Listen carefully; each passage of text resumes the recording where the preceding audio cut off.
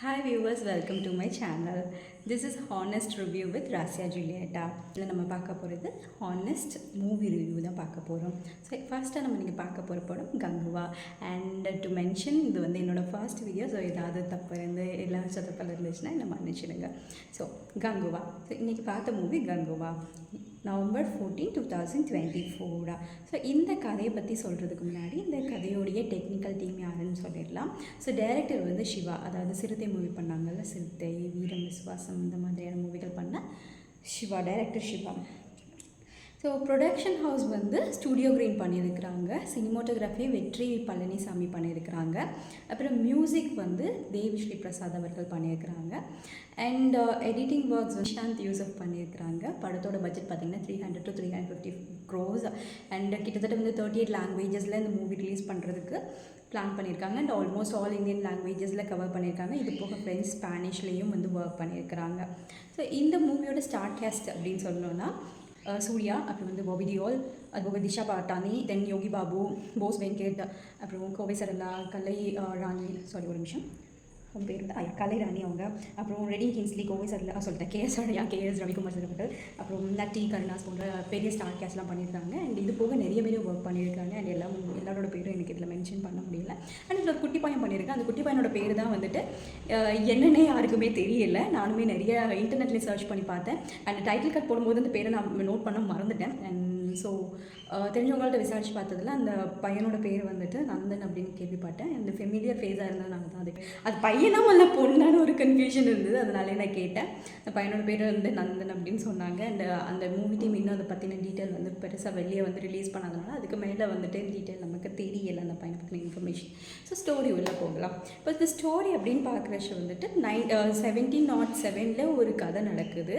அந்த கதையில் ஒரு ப்ராமிஸ் பண்ணுறாங்க. அந்த ப்ராமிஸ் வந்து விட்டு போகிறனால அதுக்கு ஒரு சபதம் எடுக்கிறாங்க. எத்தனை ஜென்மம் எடுத்தாலும் வந்துட்டு நான் வந்து திரும்ப வந்து உன்னை காப்பாற்றுவேன், நான் உனக்கு கொடுத்த சத்தியத்தை வந்து இது பண்ணுவேன் அப்படிங்கிற ஓப்பனிங்லேயே வந்து 1707 ஆரம்பிப்பாங்க. ஒரு பாட்டி வந்து கதை சொல்லிகிட்டு இருப்பாங்க. நிலாவை இது இந்த உண்மைகள் எல்லாம் அந்த நிலாவுக்கு தான் தெரியும் அப்படின்னு சொல்லுவாங்க. இந்த கதை முழுக்கமே அந்த நிலாவை ஃபோக்கஸ் பண்ணி தான் போகும். நிலாவை காமிப்பாங்க, இந்த டியூரேஷன் காமிப்பாங்க, நிலாவை காமிப்பாங்க, அந்த டியூரேஷன் காமிப்பாங்க. ஃபுல்லாகவே மூவி ஃபுல்லாக அப்படி தான் ட்ராவல் பண்ணும்.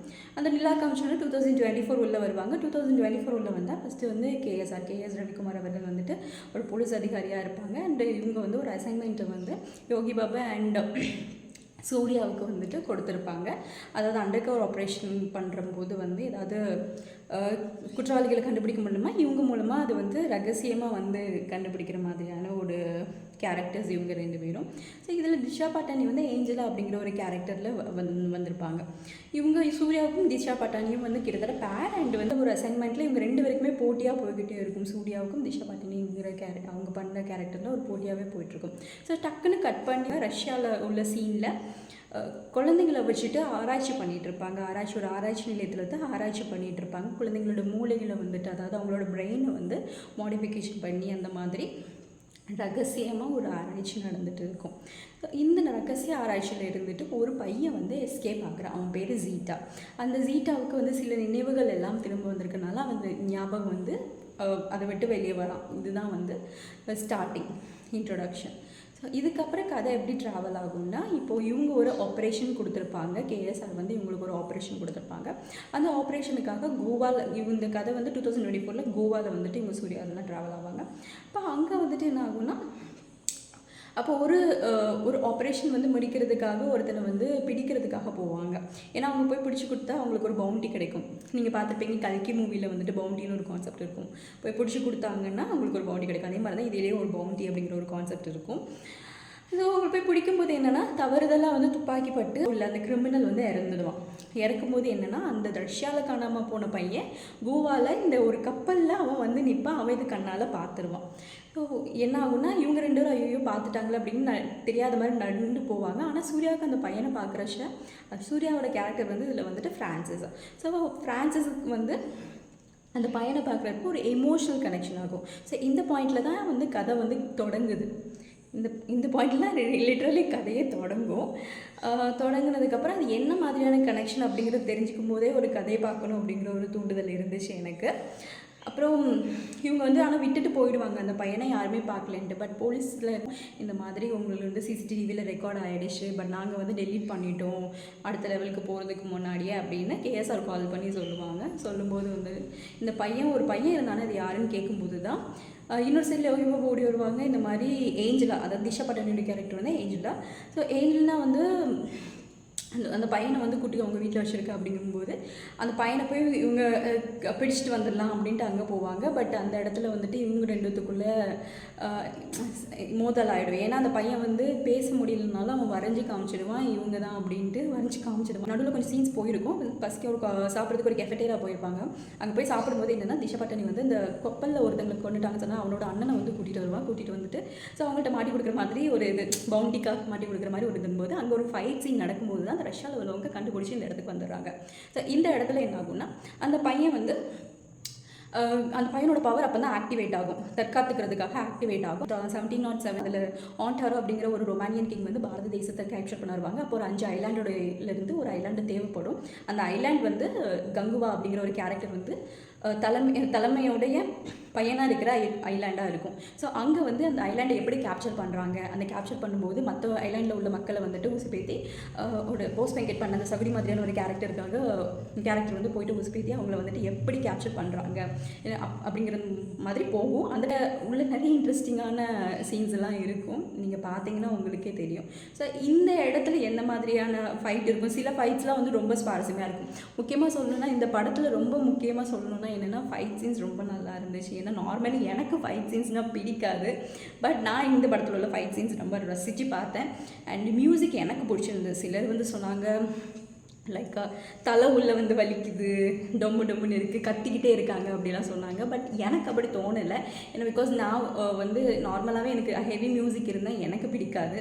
பட் இதில் வந்து எனக்கு கரெக்டாக இருந்த மாதிரி இருந்தது. படத்துக்கு ஏற்ற மியூசிக் கரெக்டாக பண்ணியிருக்கிறாங்க. எக்ஸப்ட் அந்த ஸ்டார்டிங்கில் வந்து தி பாய்ஸ், அப்புறம் இன்னொரு வேஸ்டட் அப்படிங்கும்போது ஒரு ஆர்டினரியாக ஒரு மியூசிக் போட்டாங்களா, அந்த மியூசிக் தவிர படத்துக்காக பண்ணியிருக்க மியூசிக் எல்லாமே சூப்பராக இருந்துச்சு. ஸ்க்ரீன் பிளே நல்லா இருந்தது, சினிமாட்டோகிராஃபி ரொம்ப நல்லா இருந்தது, ஆங்கிளும் சூப்பராக ப்ளேஸ் பண்ணியிருந்தாங்க.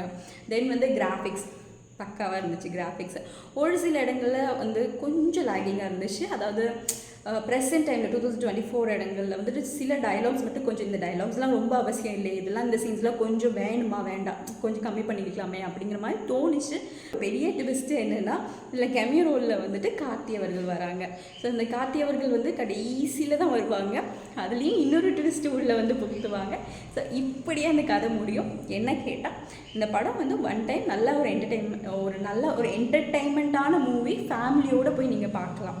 அது வந்து நான் ஷியோராக சொல்லுவேன். சொல்லி பாருங்கள். ஆனால் படத்தில் போயிட்டு தூங்குற மாதிரி எந்த சீனுமே இல்லை.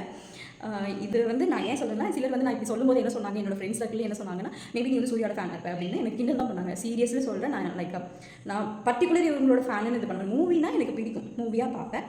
அண்ட் ஒவ்வொருத்தருக்கும் ஒவ்வொரு யூனிக்னஸ் இருக்கும், அது நம்ம பார்ப்போம். எனக்கு சூர்யா கேட்டால் வந்துட்டு அவர்களுடைய அந்த ஜாலி நேச்சரான மூவிஸ் எனக்கு ரொம்ப பிடிக்கும். ஆனால் இந்த மூவியில் எனக்கு இந்த ஜாலி நேச்சர் எனக்கு அவ்வளோ பெருசாக செட் ஆகலை. பட் அந்த ஃப்ளாஷ்பேக்கு அந்த ஃப்ளாஷ்பேக்கில் வரக்கூடிய அந்த கதாபாத்திரமாக இருந்தது ஒரு ஆக்டிங் லெவலில், ஆக்டிங் ஸ்கோப்பில் உண்மையாகவே எல்லாருமே நல்லா பண்ணியிருந்தாங்க. ஆக்டிங்கில் சூப்பராக பண்ணியிருந்தாங்க. பிகாஸ் அது ஒரு டெடிக்கேட்டடான ஒர்க் எல்லாத்துக்குமே இருந்தது. இது தவிர சிஜி ஒர்க் கொஞ்சம் பெட்டராக இருந்திருக்கலாம். அது நான் பர்சனலி பார்த்ததில் ரொம்ப நல்லா பண்ணியிருந்தாங்க. பட் கொஞ்சம் வந்து கொஞ்சம் ஸ்க்ராட்ச் ஆன மாதிரி சில இடங்களில் எனக்கு தோணுச்சு. ஸோ அந்த மூவி கண்டிப்பாக நீங்கள் பார்த்துட்டு உங்களுக்கு என்ன இருந்துச்சோ அப்படிங்கிறது வந்துட்டு எனக்கு கமெண்ட்டில் சொல்லுங்கள். அண்ட் இதை போல் ஹானஸ்ட்டான ரிவ்யூ பார்க்கணுன்னா என்னோடய சேனல் வந்து ஃபாலோ பண்ணுங்கள் அண்ட் சப்ஸ்கிரைப் பண்ணுங்கள், லைக் பண்ணுங்கள், ஷேர் பண்ணுங்கள். தேங்க்யூ. Bye bye.